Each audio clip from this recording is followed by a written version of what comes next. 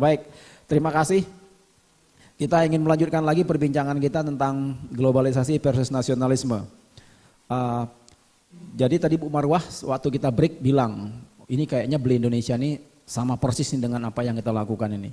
Nah kemudian langkah Pak Habibie membangun kembali industri pesawat terbang karena kemarin tempat tertunda karena ada berbagai macam gangguan. Nah Bu, tidak khawatirkah kemudian sebuah modus yang sama dilakukan oleh orang-orang di luar kita, orang asing, seperti dilakukan terhadap IPTN dulu, terhadap untuk mengganggu proyek namanya PT RAI ini? Iya, saya yakin tidak. Kenapa seperti ini akan sangat bisa sangat berbeda, terutama kita lihat ya, nantinya akan dibuat oleh swasta, ini PT RAI Indonesia. Kemudian orang-orang terbaik kita yang ada di Indonesia dan ada di luar juga menyatakan akan bergabung. Dan yang pasti memang yang gangguan itu kan bukan kemudian teknologi, tapi gangguannya dari kemauan politik dan budaya. Budaya tadi mengagung-agungkan orang luar, orang asing misalnya. Jadi belum menjadi bangsa yang pinter kalau istilahnya Pak Happy kan. Yeah. Jadi ya saya yakin, dan salah satu yang saya keliling di MHMMD, Mengolah Hidup Merencanakan Masa Depan, dan juga dengan program ICMI, di mana bersama Pak Ilham kami presidiumnya, itu menyampaikan bahwa kita bangsa besar. Jadi kalau sudah karakter kita, mental kita, mindset kita mengutamakan produk kita, kemudian ya memang harus kita harus kawal secara politik, bahwa jangan sampai kita dimatikan dari luar. Dan saya yakin kalau kita bersatu itu tidak akan terjadi. Nah untuk itu juga memang pembenahan politik harus tetap kita kawal. Artinya globalisasi itu sebuah keniscayaan. Tapi seharusnya di era semakin eranya global, semakin kita harus menghujamkan kaki nasionalisme kita, semakin kukuh kita mencintai bangsa kita. Perjalanan Ibu selama ini misalnya yang kita lihat bahwa karakter itu menjadi kata kunci. Ya, sehingga dengan karakter kan kita tahu siapa kita, apa yang harus kita bela. Nah kira-kira dari perjalanan yang Ibu lihat, fenomena ini apakah itu sudah muncul belum kesadaran itu di kalangan masyarakat kita sendiri secara umum? Ya memang harus dibangun ya, tidak bisa kita take it for granted, nanti juga berubah, tidak mungkin. Jadi harus kita turun, harus kita di tengah mereka dan memperlihatkan fakta-fakta. Misalnya begini, kita katakan negara Eropa saja 27 negara bersatu, karena hanya dengan bersatu itu Airbus bisa mengalahkan Boeing. Boeing seperti kita lihat tadi itu 40 dari 50 negara bagiannya berkontribusi. Nah Indonesia ya harus bersatu, kita sudah satu negara kok, masa kita mau pecah? Harusnya kita semakin bersatu, tapi tidak hanya bersatu dalam artian politik, tapi harus dalam artian persebaran kekuatan-kekuatan ekonomi yang juga saya lihat dicoba di IIBF ya, kembangkan. Jadi saya ya harus kita tekadkan, harus kita yakini dan harus kita didik bangsa kita menjadi bangsa yang produktif. Bukan karena kita bangsa besar, 250 juta penduduk kita, kalau tidak kita akan menjadi pasar empuk dari negara-negara asing, dan itu harus mulainya dari mindset. Saya di pertemuan-pertemuan misalnya mengatakan, ya daripada Anda mengkonsumsi makanan yang dari bahan bakunya dari luar, harus kita mulai dengan pertemuan-pertemuan kita makan rebus-rebusan dari petani kita. Dan itu harus menjadi sikap. Dan beberapa kali mereka mengatakan, kami malu Bu menyuguhkan, harusnya kan dari roti, dari ini. Nah itu mindset Anda. Justru ketika kita makan rebus kacang, kita makan rebus singkong, ketika kita makan rebus pisang, itu justru memperlihatkan kita membela rakyat kita. Dan itu yang saya lihat Pak Habibie lakukan ketika di istana. Seperti itu yang beliau suguhkan. Nah sementara di kantor bupati kita menyuguhkannya buah asing, kue-kue dari tepung-tepung asing. Jadi menurut saya memang untuk tadi kita tidak dikalahkan oleh negara asing, mindset kita, sikap kita, karakter kita memang harus kuat. Dan mulai dari kita, mulai dari keluarga kita, mulai dari rumah kita. Dan saya kok semakin lama semakin melihat apa yang saya katakan sama persis ternyata yang dilakukan oleh luar biasa, Beli Indonesia. Jadi mungkin nanti bisa bersinergi. Wah sangat senang kita. Baik Bu Marwah, kita akan segera berhubungan dengan Pak Epi yang hari ini sedang berada di Seattle. Wah itu tempatnya Boeing itu Pak ya. Waduh bagus. Ya kita akan bergabung dulu, Mas Lulu, kita bisa bergabung dengan Pak Epi. Ini Pak Epi nih, kayaknya bangun tidur wajahnya nih. Assalamualaikum Pak Epi. Waalaikumsalam warahmatullahi wabarakatuh. Ya, Ibu Marwah, apa kabar Bu? Kabar baik Pak, waduh luar biasa ya. Iya, Selamat. terima kasih Bang. ya ini Juga, ya. tadi ngikutin nggak perbincangan kita di LFN tadi ini Pak Epi? Iya, ngikutin sedikit. Mohon maklum karena di sini hari ini jam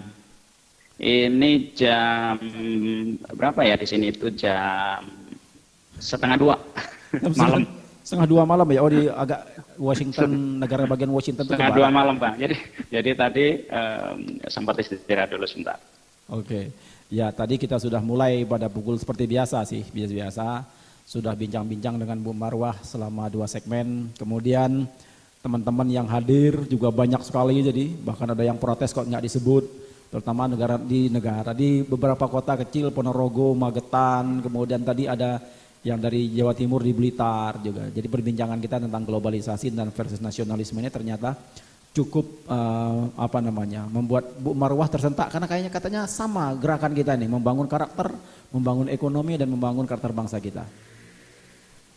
Iya, saya rasa gerakan yang kita lakukan itu bukan hanya menjadi kegelisahan kita saja, tetapi juga menjadi kegelisahan banyak komponen bangsa. Maka kita meyakini bahwa Beli Indonesia itu adalah sebuah nation anxiety atau kegelisahan bersama seluruh bangsa Indonesia. Ya Bang. Jadi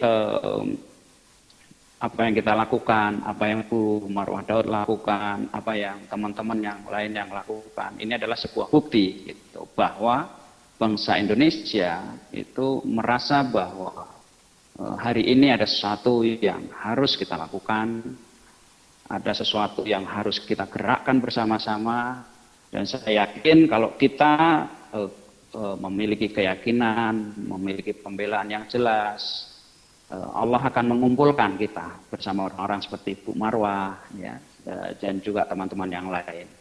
Dan saya juga meyakini kalau kita bicara IPTN, ya Bang ya, itu Pak Habibie juga merasakan hal yang sama. Saya rasa begitu Bang. Oke, tapi kan ini globalisasi ini kan seolah ada beberapa pemahaman ya. Kalau kita memang sudah memahami bahwa globalisasi ini kan sebuah kelanjutan dari kolonialisme sebelumnya setelah terbentuknya sebuah era nation state itu. Ketika misalnya aksi kolonialisme atau penjajahan langsung secara fisik itu nggak bisa, tetapi inti untuk menguasai kekayaan sebuah bangsa itu kan dilakukan dengan modus atau dengan cara yang lain.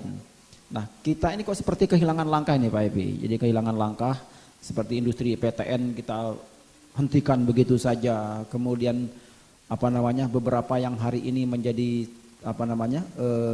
negatif investasi itu kita cabut.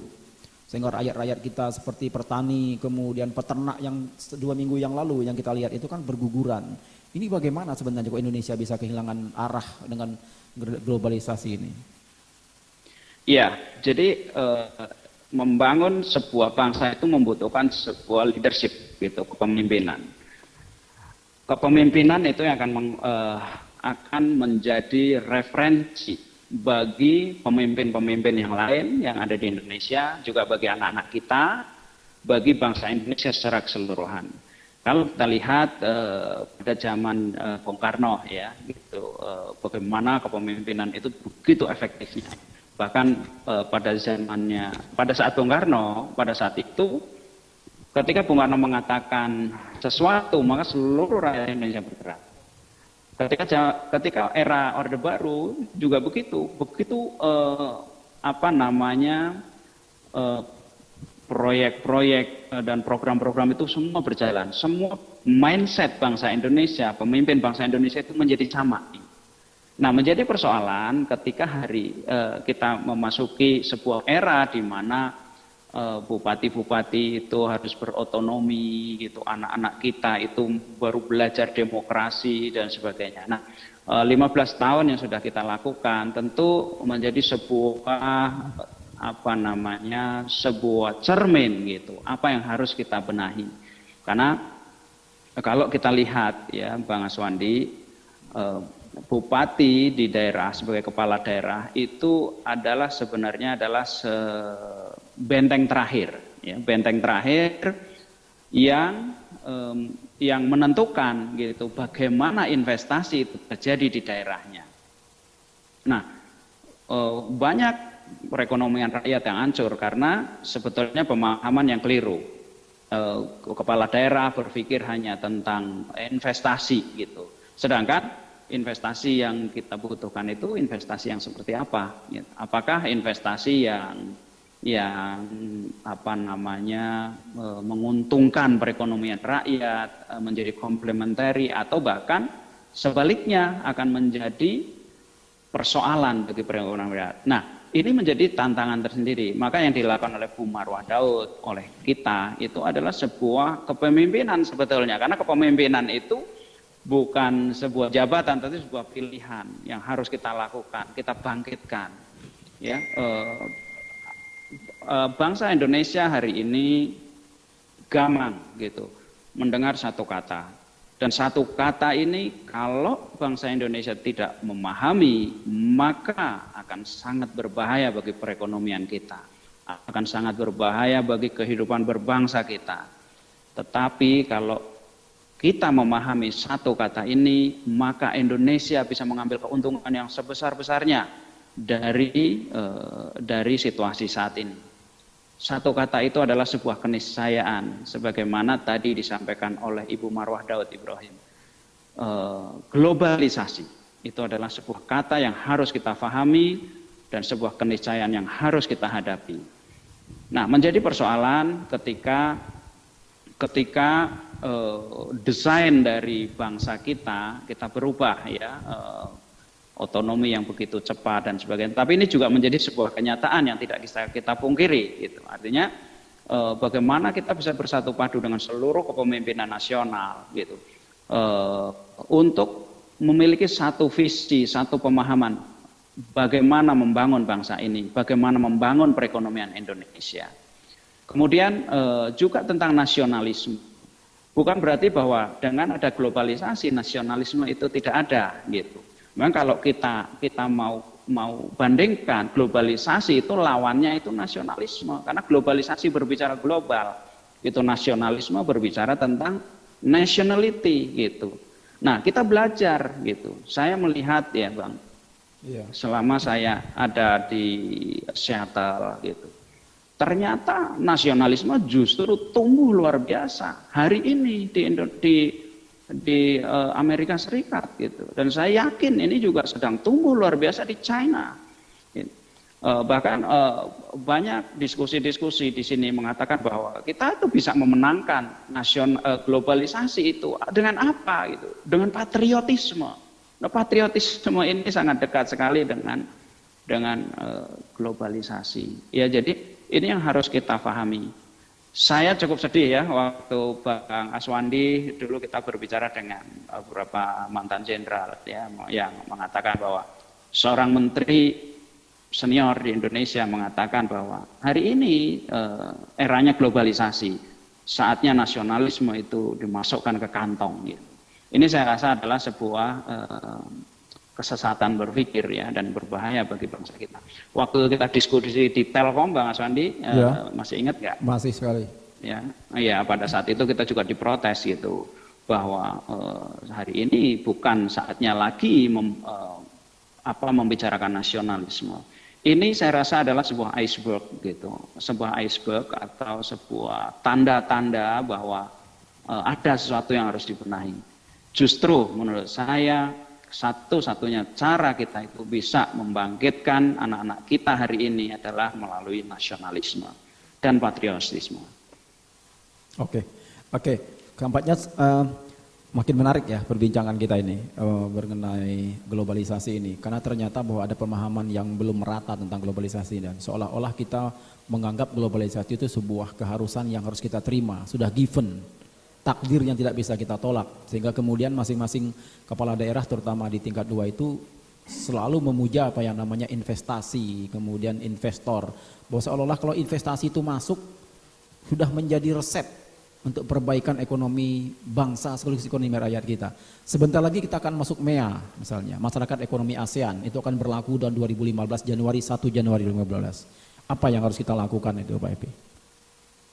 Ya, jadi kalau kita pahami apa sih yang akan terjadi 1 Januari 2015, ada 5 hal yang akan terjadi. Yang pertama adalah barang itu akan bebas masuk di antara negara-negara ASEAN. Ya, kita tahu bahwa tanpa barang dari ASEAN itu masuk, kita itu kebobolan luar biasa.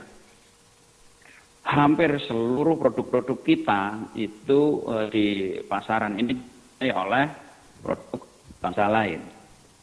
Artinya kita semakin sulit anak-anak kita dalam membangun. Ya. Yang kedua jasa, sama halnya seperti barang tadi. Ya. Kemudian ada investasi akan lebih mudah gitu. Kemudian juga capital, ya capital ini hubungannya dengan aset. Artinya banyak nanti orang-orang dari luar yang ingin membeli perusahaan-perusahaan di Indonesia. Ya. Kemudian yang kelima adalah pasar tenaga kerja. Jadi pasar tenaga kerja itu mudah dimasukin oleh orang-orang di ASEAN. Ini tentu sebuah tantangan yang biasa. Kita tahu bahwa pengangguran juga masih banyak di sini, ya. Kemudian produk kita nggak menguasai pasar negeri kita sendiri. Jadi ini sebuah tantangan yang mau nggak mau harus kita hadapi. Ya, yang harus kita pahami bahwa konstelasi bangsa kita dengan bangsa lain itu berbeda.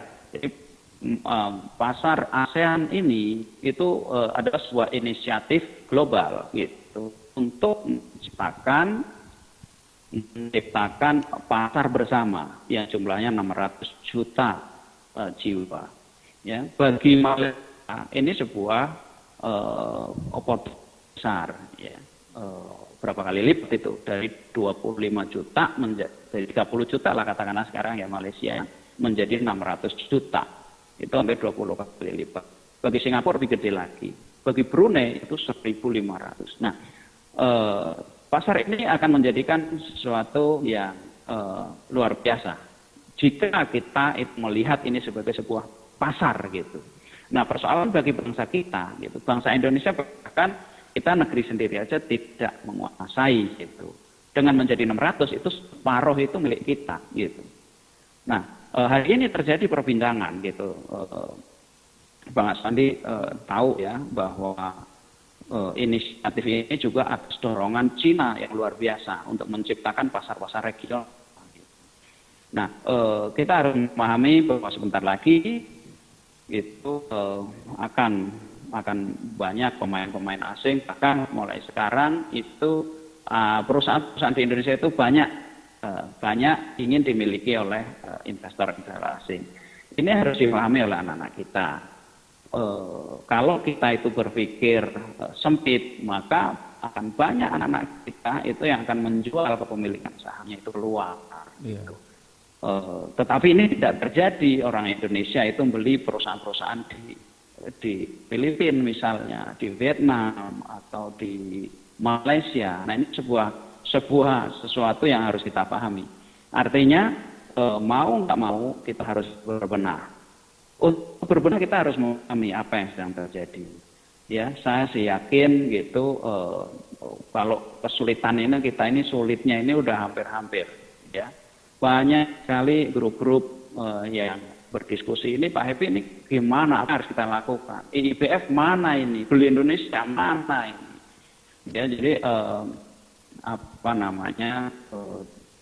kegelisahan itu luar biasa. Nah, yang harus kita lakukan adalah bersatu padu. Ya, bersatu padu kita membangun sebuah kepahaman, bersatu padu kita bagaimana saling membela satu sama lain. Ya, jadi yang diinginkan dari MEA ini adalah pasar gitu. Sedangkan pasar itu ya kita sendiri gitu. Artinya ada sesuatu yang bisa kita lakukan. Apa sesuatu yang kita lakukan? Ya kita menggerakkan patriotisme gitu. menggerakkan rasa pembelaan terhadap sesama anak kita. Itu sehingga ketika apa namanya kita itu melakukan sesuatu, ya ini harus kita ingat gitu. Anak-anak kita ya di BF gitu lebih aktif berbicara dengan bupati-bupati gitu. Biar masa sih perekonomian atau peternakan aja mesti dikasih ke asing gitu. Masa sih gitu perikanan mesti dikasih ke asing gitu. Ini kalau bupati-bupati itu memahami, saya rasa paling tidak gitu ada sebuah energi baru. Nah, saya juga hari ini ya kita menulis surat ya ke Lemhanas. Ya.